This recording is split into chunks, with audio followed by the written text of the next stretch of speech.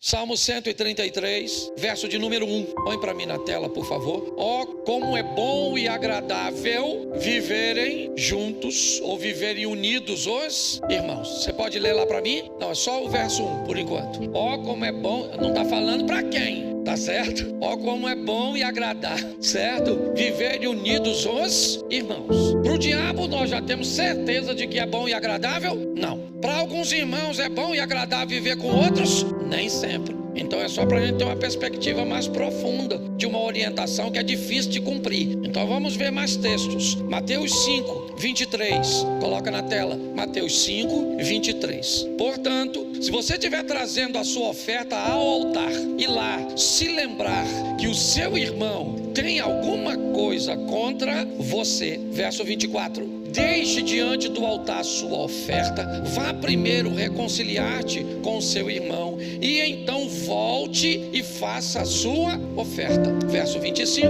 Entre em acordo sem demora com o seu adversário, enquanto você está com ele no caminho, para que o adversário não entregue você ao juiz, o juiz entregue você ao oficial de justiça e você seja jogado na prisão. Preste atenção, porque novamente nós temos um texto bíblico falando da importância de resolvermos as coisas com o nosso irmão. Se você vai ofertar e durante a oferta não é você que tem algo contra o irmão, você lembra que o irmão é que tem algo contra você, tá certo? Deixe a sua oferta, vai lá, toma uma postura, então, e volte. Esse é o segundo texto, certo? Romanos capítulo 12, verso 18, vai nos dar também uma instrução muito preciosa. Repita comigo: se possível, no que depender de vocês, vivam em paz com todas as pessoas. Se possível, no que depender de vocês, vivam em paz com todas as... Mas esse texto nos dá uma margem de fazermos uma aplicação de que nem sempre será possível, mesmo sendo bom e agradável diante dos olhos do Senhor, mesmo entendendo que temos ou podemos ter problemas até durante a oferta. Os dois primeiros textos, eles fazem menção da importância. O terceiro texto vem dizendo: no que depender de você, porque você terá Deus por testemunha. É muito importante entendermos isso. Você pode alegar qualquer coisa que você quiser para mim como pastor, para dizer da dificuldade que você tem de viver com seu cônjuge, com seu pai, com seu irmão, com seu amigo. A única questão é que eu não tenho conhecimento suficiente para dar a você razão ou não. Então é importante que isso que nós estamos lendo, nós vamos prestar conta direto a uma testemunha. Deuteronômio: os céus e a terra tomo hoje por testemunha entre eu e você, certo? Estarei convosco todos os dias, ainda que você faça sua morada nas estrelas. Esses são textos que diz que não há como se esconder do Senhor. Então é importante que tenhamos essa visão, tá certo? Então, no que depender de você, lute com todas as forças para manter a comunhão com os irmãos. Mas o salmista, no Salmo 120, no verso 5, ele diz algo precioso: ai de mim que peregrino em Meseque, habito em meio a tendas de Quedar. As duas expressões, volta lá nas duas só para o povo entender, está descrevendo um povo bárbaro e um povo árabe, e o cara que escreve isso é judeu. Ele está dizendo: eu estou vivendo, eu sou peregrino, eu estou caminhando, peregrinando no meio de dois povos, bárbaros e árabes. Verso 6: já há tempo demais eu habito com aqueles que odeiam a paz. Verso 7: sou pela paz. Quando, porém, eu falo, eles teimam pela guerra. Feche os seus olhos. Senhor nosso Deus e Pai, em nome de Jesus, eis aqui a Tua palavra. Usa-me como um canal de bênção para instruir, para esclarecer, para aproximar pessoas de pessoas, para aproximar pessoas do Senhor, pelo poder do nome de Jesus. Amém. Glória a Deus. Amém. Isso. Se viver entre irmãos em comunhão é bom e agradável, é ao Senhor. Se isso é bom e agradável ao Senhor, o inimigo do Senhor, certo, torna-se inimigo de todos aqueles que tentam fazer o que o Senhor quer. Todas as vezes que alguém se predispõe a se tornar amigo de Deus, automaticamente ele se torna inimigo do Satanás, inimigo do mal, porque não há comunhão entre luz e trevas. Todas as vezes que uma chega, a outra tem que sair. elas não coabitam no mesmo ambiente. Então nós vemos que é bom e agradável a Deus que os irmãos vivam em união. Porém, isso não será fácil de ser mantido, porque alguém vai trabalhar para que isso não aconteça. Aí nós migramos para um texto que fala de um momento tão precioso, mas que tem o propósito de nos mostrar que qualquer momento da nossa vida, quem vai se apresentar, por mais importante e expressivo que ele seja, eu não posso me apresentar somente em parte. Ofertar é importante?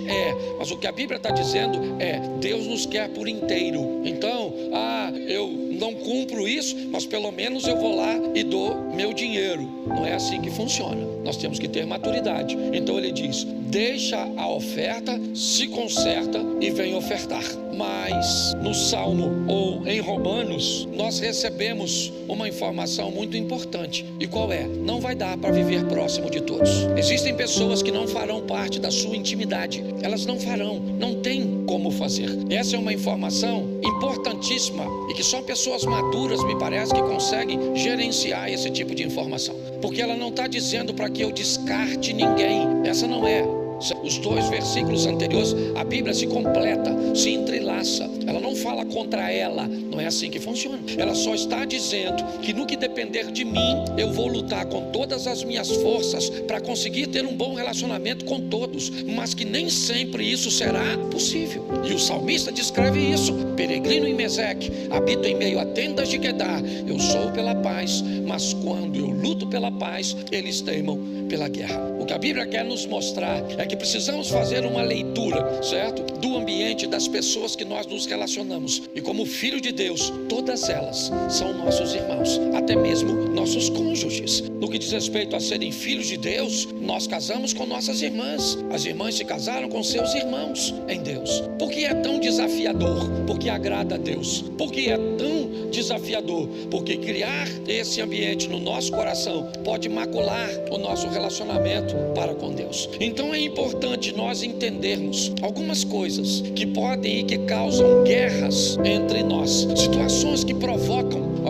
as nossas reações. Nós ouvimos esses dias nesse altar que o que você faz, ou seja, a sua ação não determina quem você é. Não é a sua ação que diz quem você é. O que diz quem você é a sua reação. A proposta foi dizer o que é uma ação. É algo programado. Eu vou falar alguma coisa com você, então eu programei o que eu vou falar com você. Eu programei o tom, eu programei as palavras, eu programei tudo para falar com você. Então esse parece eu. Porém, quando eu vou falar com você, você pode me responder de uma forma inesperada. E quando você me responde de uma forma, certo, que eu não esperava, aí eu reajo e não ajo. Você já notou que alguém vai fazer uma ofensa a você, e quando você responde, ele fica mais ofendido do que conseguiu te ofender? Porque a primeira ação ele fez programada, a segunda saiu, foi sem filtro, ele não teve como programar. Então nós vamos entender algumas coisas. Eu separei algumas guerras.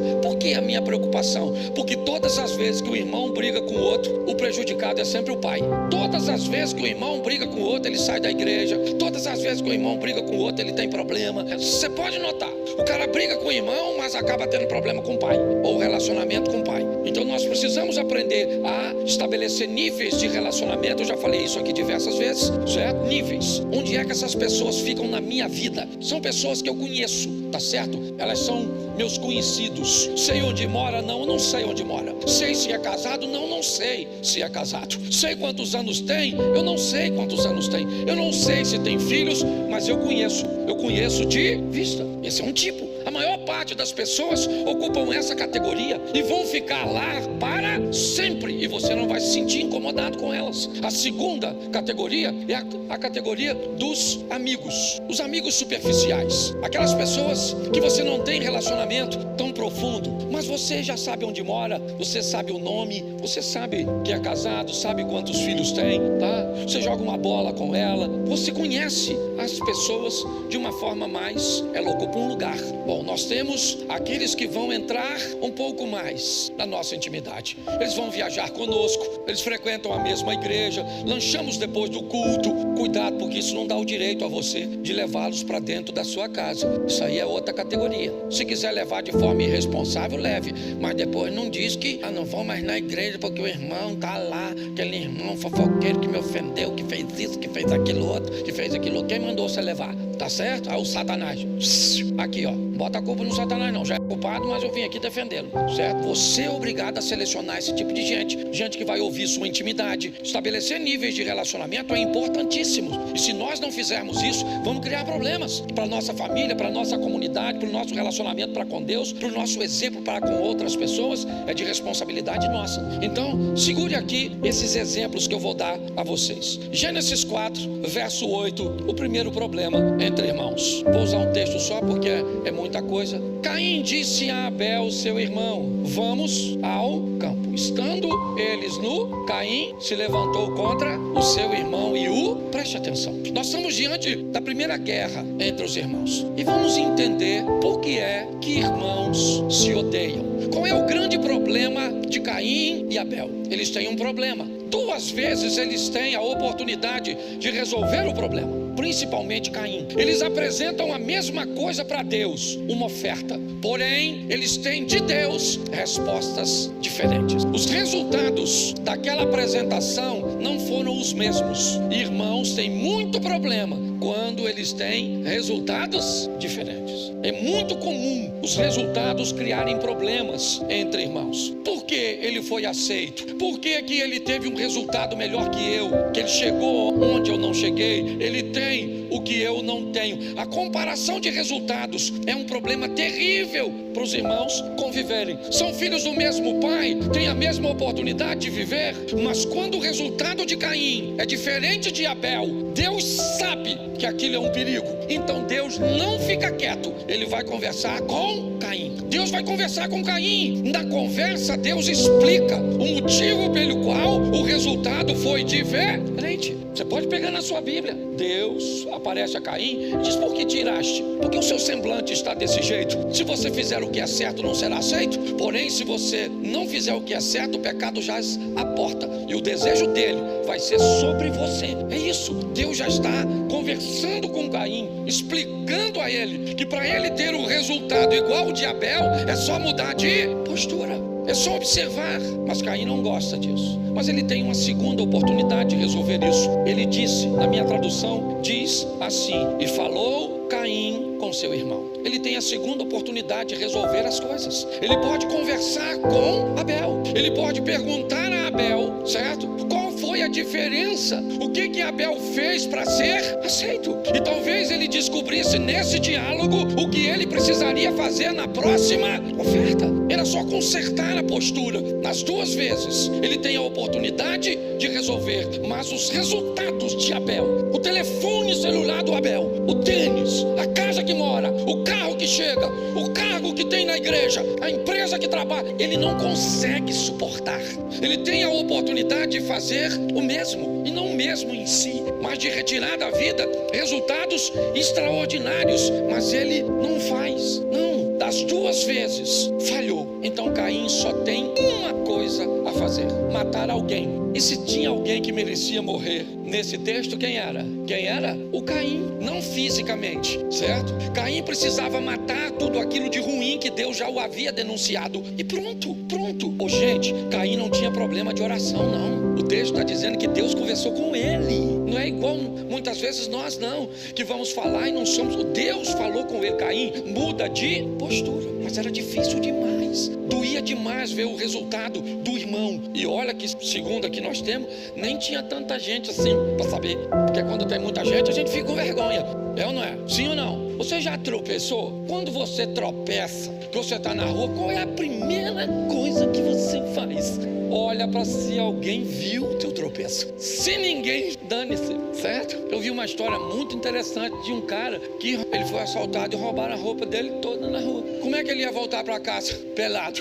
Pensa na vergonha, sim ou não? Isso. Mas ele achou uma sacola de papelão. O que ele fez? Furou 2 olhos, a boca, enfiou e nem correu. Ele foi embora pelado. Estava pelado, sim ou não? A vergonha dele estava exposta, sim ou não? Mas ninguém sabia quem ele era. Você está rindo de tu, às vezes. Então, escute só. Resultados diferentes fazem o irmão matar o outro. Eu não posso me deter muito, porque é muita informação. Vamos para o segundo. No segundo culto eu prego de novo, tá certo? E é bom que quando eu prego um montão de vezes assim, eu não esqueço mais. Vamos lá. Segundo livro do profeta Samuel, capítulo 3, verso 2. Precisa anotar não, que depois você pode pegar na internet. Vamos lá. 3, 2, de 2 Samuel. Segundo livro do profeta Samuel, capítulo 3, do verso 2 ao verso 4. Isso. Em Hebron nasceram os filhos a Davi. O primogênito era Amnon, de Ainoã a Jerezita. Primeiro filho, Amnon. O segundo era Quileabe, de Abigail, a viúva de Nabal, o carmelita. O terceiro filho era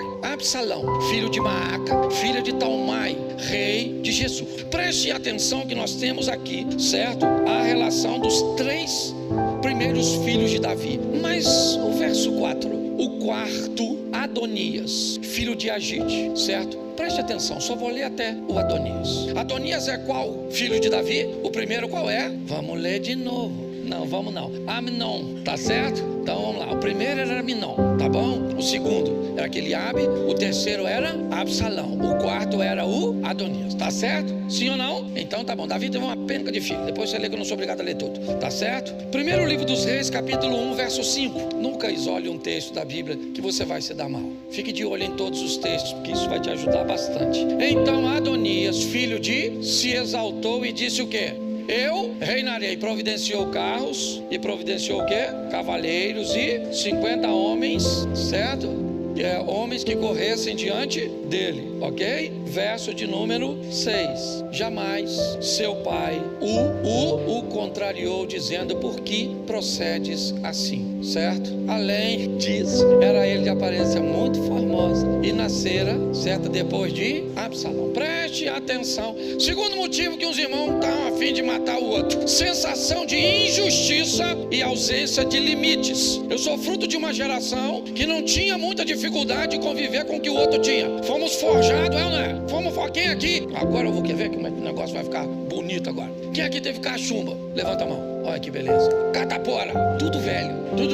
Quem aqui furou o pé com prego ferrujado? Isso. Cortou o pé com carga de vidro e tomou antitetânica. Isso. Cortou a cabeça no arame farpado. Tomou banho pelado no rio. Correu no pasto da vaca que queria dar uma chifrada. O galo queria dar umas paradas no seu, você correu também. Quem aqui teve frieira nos dedos? Bicho de pé, carrapato, estrela na sua virilha ou embaixo do braço? Olha que eu conheço, estudei a história do povo antigo. Ô gente, esse tipo de gente tá preocupado se o outro ama, se curtir você. Falei isso pra um cara esse dia na internet. Falei: rapaz, eu tive tudo isso que você tem aqui. Eu tô aí porque você tá pensando a meu respeito. Já tive sangue sugando. Você tá rindo, mas o assunto é sério. Só que hoje nós temos um povo, tudo eles são injustiçados. Eles comem carne todo dia, tem televisão, internet, eles têm tudo. Nós não tinha. O que nós tínhamos? Hoje eles têm high definition, nós tínhamos raio do chuvisco, certo? Lembra de alguém do lado de fora girando a antena com bambu e você gritando: ei, passou? Lembra de tudo isso, certo? Sim ou não? Uma geração que apanhava e continuava amando aquele que batia. Quem aqui apanhou, levanta a mão. Ficou de castigo, levanta a mão. É isso aí, mano, tamo junto, certo? Mas pensa no negócio hoje: injustiça e ausência de limite. Você não pode bater nas crianças hoje. Você apanhou, não tô falando violência doméstica não, viu? A turma do Conselho Tutelar. Aliás, tô com autoridade que ninguém me prende, não. Tá certo? Mas é verdade, você apanhou, não apanhou? Pronto. Se você viesse na rua e uma mãe estivesse batendo num filho que estava fazendo pirraça, a sua olhava para tu. Hoje as pessoas chamam Conselho Tutelar. Ninguém criou lei quando eu apanhei. Agora na hora de eu bater, eu que falasse para minha tia: vou denunciar a senhora. Ela falou: eu bato no conselho, na conselheira, no Alexandre de Moraes, no Lula, eu bato em todo mundo, mano. Já não é Elon Musk que tá brigando com ele. Foi assim que nós chegamos até aqui, sim ou não? E aprendemos a respeitar os mais velhos, aprendemos a respeitar as filhas dos outros, não mexíamos em nada que era de ninguém, é ou não é verdade? Porque alguém nos deu limites. Irmãos que têm limites não matam os outros. Entende que não há injustiça. Não, Mas Adonias se achou injustiçado. Por quê? Lembra? Eu até agora falei de Salomão? Não, né?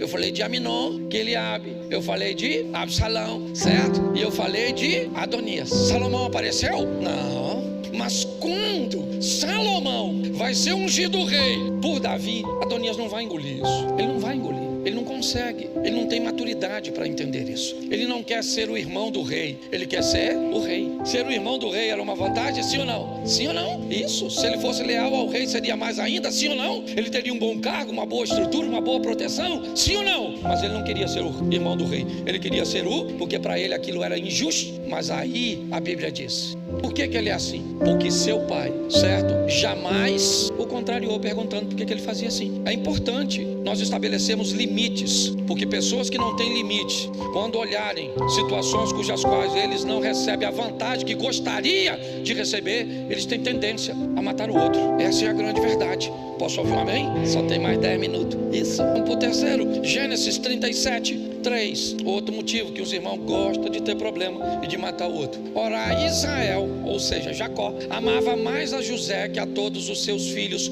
porque era filho da sua velhice, e fez uma túnica talar de mangas compridas. Irmãos costumam matar os outros quando os pais estabelecem comparações. O texto está dizendo que Jacó, por José ser filho de Raquel, a mulher que ele amava, o primeiro filho dela, até o presente momento o filho mais novo, o caçula, nitidamente ele, certo, oferece preferências a esse garoto. Quando ele faz isso, ele cria um litígio, ele cria um problema, ele cria uma briga por causa das comparações. Quando nós fazemos isso com os nossos irmãos, ou seja, com os nossos filhos, nós criamos problemas entre eles. Nós temos que ter muito cuidado com as preferências, temos que ter muita sabedoria quando vamos convidar alguém e deixar alguém de fora, como vamos dar para alguém, mas não temos condições de dar para todo mundo. Você lembra que as mães tinham essa preocupação com os filhos, certo? De não estabelecer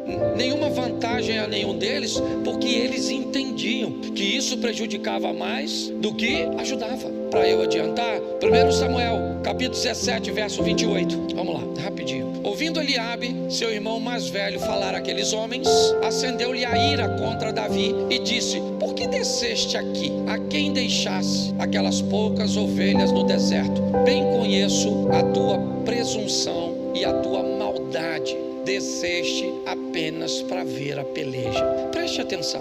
Irmãos costumam ter problemas com outros quando esses irmãos conseguem ter uma boa visão a respeito de si. Olha só, qual é o problema que Eliabe tem com Davi, o chamando de presunçoso? Na verdade, a exposição desse texto tem a ver, o que Eliabe não gosta é da maneira que Davi se vê. Davi não se vê como coitado e não se comporta como coitado. A visão que Davi tem a respeito dele, olha, deixa eu falar uma coisa para vocês, aprendam uma coisa nessa vida: as pessoas valorizam algumas coisas mais do que dinheiro. Tem algumas coisas que elas saíram, sabe, do ambiente do comércio, da área do comércio. Tem coisas, por exemplo, dinheiro não compra amizade, dinheiro não compra amor. Tem algumas coisas que estão fora do circuito do comércio, são coisas que o dinheiro não vão conseguir pagar. E pega aí essa, tem uma coisa que o dinheiro não consegue, as pessoas amam ter, mas poucas conseguem ter de verdade: autoconfiança, se enxergar com bons olhos, saber quem é filho de Deus, e não interessa o tamanho do adversário,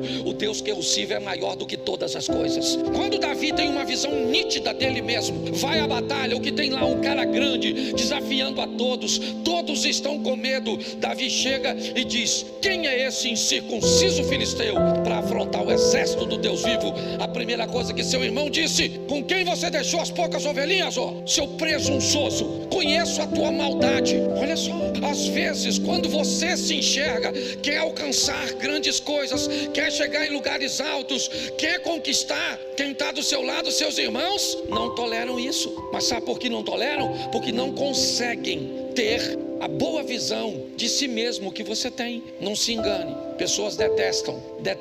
Ah, pastor, mas eu não julgo ninguém. Ah, não julga? Você quer ver as pessoas te odiarem? Tem um casamento feliz. Não há nada pior que um casamento feliz. Um casamento feliz denuncia que é possível, sabe? Quando você faz algo, você não precisa falar, aquilo fala por si só. O que está acontecendo aqui com Eliabe é isso. Ele não gosta, ele chama Davi de presunçoso. Com quem você, o que você veio fazer aqui? Eu sei que você só veio ver a peleja. Note que o que Eliabe está dizendo: eu sabia que se você chegasse aqui, você não ia ter medo do gigante, porque você acredita em você. Eu não sei o que você está te enfrentando, mas Deus está mandando te dizer: acredite em você e no Deus que você serve, porque Ele vai te dar vitória. Não interessa o que você esteja enfrentando. Agora se prepare, se você acredita em você e tem uma boa visão a respeito de si mesmo, seus irmãos não vão gostar de você. Entendeu? Aí você descobre, você quer ser um derrotado e não conviver com isso, ou quer vencer, mas aprender a lidar com essa situação. Posso ouvir um amém? Isso, só faltam mais 2 aqui, não vou passar de 7,5 não. Gênesis 21:8. Quando você acha, vamos lá, resultados diferentes faz com que irmãos queiram matar uns aos outros. Sensação de injustiça e ausência de limites vão fazer os irmãos se degladiarem. Preferências e comparações, certo, vão criar problemas entre irmãos, seja na igreja como pastor, seja você como um patrão, certo, seja você quem for, um líder, comparou, você vai ter problema. Tinha que ser igual fulano, olha como fulano é bom, você vai ter problema, certo? A boa visão a respeito de si mesmo. Quinto, Gênesis 21:8. Gênesis 21, verso 8. Põe para mim, por favor. Isaac cresceu e foi desmamado. No dia em que o menino foi desmamado, Abraão deu um grande banquete. Olha para mim agora. Nós temos um problema muito peculiar, muito particular aqui nesse texto. Nós temos um filho brigando com problemas sérios com alguém que é um meio filho. De Abraão, Isaac e Ismael é filho, sim ou não? Mas de Sara não. Olha só, nós temos um problema muito sério nessa situação. A ideia de Sara foi ter um filho e ele nasceu. Seu nome, Ismael, sim ou não? Ismael não era filho de Sara, sim ou não? Ela usou uma lei que lhe permitia fazer isso de forma legítima. Mas quando Isaac nasceu, para Sara, Ismael deixou de ser filho. Isso aqui vale muito, mas é muito precioso, mas muito precioso, com gente que casa com outra pessoa, que tem um filho que não é seu. Olha, pensa numa das coisas que, se eu puder e se me pedir conselho, eu dou todas as informações possíveis, porque é dificílimo criar um filho que não é seu, porque ele é seu para algumas coisas, mas não é seu para outras, principalmente para limites, para correções, certo? Você é mãe para lavar roupa, para passar, para fazer comida, para fazer isso, para arrumar a casa, para fazer, mas se você pedir para jogar o lixo fora, sabe o que ele diz? Que vai jogar depois de quê? Se ele não faz nada 24 horas, aí você pensa. Então há muito conflito, principalmente quando nesse relacionamento acontece o nascer de outro filho. Aliás, eu pastoreei uma igreja que um dia uma mulher chegou com um grupo de pessoas. Aí ela falou: ô pastor, como é que está o senhor? Eu falei: tudo bem. Aí tinha um montão de gente. Eu falei: nossa, que legal, veio com a família. Ela falou: esse aqui, pastor, é meu ex-marido. Essa é a esposa do meu ex-marido. E esses dois aqui é o meu filho com os meus filhos com esse. Eu falei: beleza. Eu falei: e o pessoal de cá? Não, o pessoal de cá é os 2 filhos do marido que eu tenho agora, que ele teve com a outra mulher. E aí eu já estava tentando. E aí eu não aguentei, né? Eu falei: e esse aqui? Aí esse aqui sim, esse é de nós 2. Eu falei: Senhor, se o demônio vier aqui, esse povo entra nele. Você está rindo, mas o assunto é sério. As pessoas tratam coisas importantes de qualquer maneira. Vamos a 2 textos e a gente termina. Gênesis 25:31. Esse é um dos motivos mais comuns e principalmente a vias de fato. Disse Jacó: vende-me primeiro o teu direito de primogenitura. Uma das coisas que faz demais, certo, os irmãos quererem matar o outro é herança. Esse é um motivo muito comum, certo? Eu não posso abordar nos detalhes porque eu fiz uma aplicação bem específica, mas o Jacó, ele quer a herança de Esaú. A Sara disse: Ismael não herda nada. Até hoje ninguém tira da minha cabeça. Respeito os teólogos de plantão, que é aqui, que é na internet, que isso vai ficar gravado, mas ninguém tira da minha cabeça. Quando Sara disse para Abraão: Ismael não herda nada do que é do meu filho Isaac, Deus havia falado para Abraão: manda Ismael embora e deixa ele comigo. E Sara vai descobrir que os árabes serão muito mais ricos do que os judeus. Para mim é exatamente isso. Quer depender, dependa de Deus, porque Ele é dono de todas as coisas, certo? É um motivo terrível, tá certo? Herança. E tem um contexto tão grande no ambiente de igreja que você não pode imaginar, mas eu não tenho como passar aqui agora. E o último é uma parábola, mas vale a pena nós vermos, Lucas 15, 25, e a gente termina aqui e ora. Lucas 15, 25. Irmãos matam irmãos ou querem matar irmãos, a guerra entre irmãos. Ora, o filho mais velho que estivera no campo, quando voltava, ao aproximar-se da casa, ouviu a música e as danças. Verso 26. O que ele fez? Chamou um dos criados e perguntou-lhe o que era aquilo. O que o criado disse?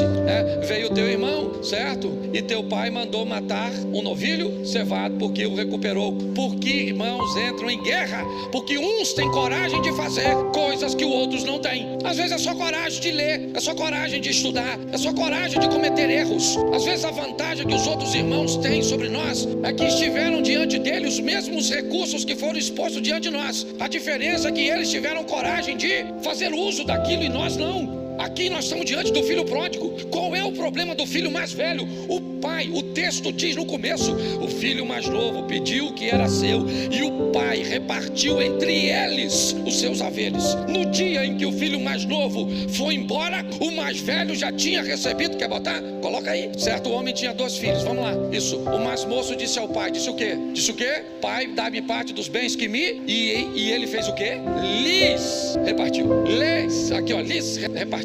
Esse texto indica que no momento em que o filho mais novo vai com herança, o mais velho também fica, sim ou não? Mas o mais velho não tem coragem de fazer as coisas que o mais novo tem, entendeu? E o irmão mais velho fica chateado com aquilo. Ele não gosta daquela coragem que o irmão tem de tentar. Se nós não conseguirmos agir e lidar com os resultados diferentes, nós vamos ter problema com nossos irmãos. Se nós acharmos que a vida é feita de injustiças e não entendermos que há limites, vamos ter problema com os irmãos. Se tivermos problemas com preferências e comparações, vamos ter problema com os irmãos em todas as áreas. Você não tem uma boa visão de si, beleza, alguém vai ter e você vai ficar chateado, certo? Você pode ter problemas sérios nesse ambiente de irmão com meio irmão. Você vai ter problemas de ver essas questões de herança e problemas com pessoas que têm coragem de fazer coisas que você poderia fazer e não faz.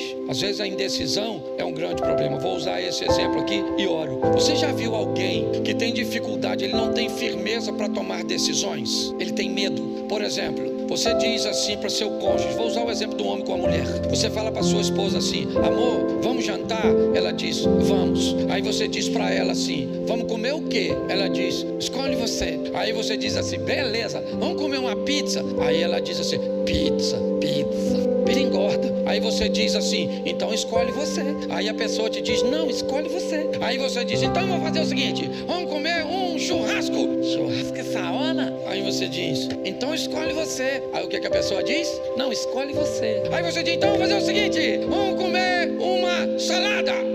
Salada, eu tô com fome. Aí você diz o quê? Perdi a fome. O que está acontecendo numa situação como essa? Você tem um indeciso conversando com um decidido. E qual é o problema? O problema é que todas as vezes que o decidido decide, o indeciso descobre que ninguém pode ser tão firme para escolher tão fácil. E se a salada estiver ruim? E se a carne estiver mal passada? E se a pizza não for boa? Você não tem medo de arriscar? Então, meu filho, a vida é dura para quem é mole. A semana começa hoje, não é amanhã não, é hoje, domingo. Então que seja a melhor semana da sua vida. Que seja uma semana incrível, extraordinária, onde você aprenda a lidar com os outros, ter coisas que você não tem, com pessoas preferir outras e não preferir você. Nós não podemos estar nem aí, meu filhão. Um beijinho no ombro e vida que segue.